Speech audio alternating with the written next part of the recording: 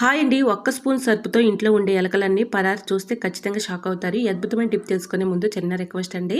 First time మన channel ఎవరైనా చూస్తుంటే ప్లీజ్ అండి ప్రీవియస్ వీడియో చూసి మీకు నచ్చితేనే ఛానల్ని సబ్స్క్రైబ్ చేసుకోండి. వీడియో నచ్చితే ప్లీజ్ అండి చిన్న లైక్ చేసి మీ ఫ్రెండ్స్ అండ్ రిలేటివ్స్ షేర్ చేయండి.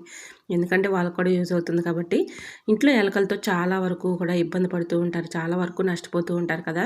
మీరు ఎన్నో యూజ్ చేసి ఉంటారు కానీ ఒక్కసారి ఈ ట్రిక్ని మీరు ట్రై చేసి చూడండి. అద్భుతంగా పనిచేస్తుంది. 100% వర్క్ అవుతుంది. ఏదైనా ఒక బౌల్ తీసుకొని మీరు యూజ్ చేసుకునే సర్పు ఉంటుంది కదండి, ఆ సర్పు ఏ సర్పు అయినా కూడా ఒక 1 స్పూన్ వేసేసుకోవాలి. మనం యూజ్ చేయని ట్యాబ్లెట్స్ కానీ ఎక్స్పైర్ అయిన ట్యాబ్లెట్స్ కానీ మన ఇంట్లో ఉంటూ ఉంటాయి కదా, అవి ఒక 2 ట్యాబ్లెట్స్ తీసుకొని మెత్తగా పౌడర్లా చేసుకొని అందులో వేసుకోవాలి. అలానే దీనిలో బేకింగ్ పౌడర్ కూడా ఒక అర టీ స్పూన్ వేసేసుకొని ఇలాగా కొద్దిగా ఒక 1 స్పూన్ వరకు వరిపిండి, 1 స్పూన్ గోధుమ పిండి, ఈ 2 కూడా వేసేసుకొని కొద్దిగా పంచదార వేసుకోవాలండి.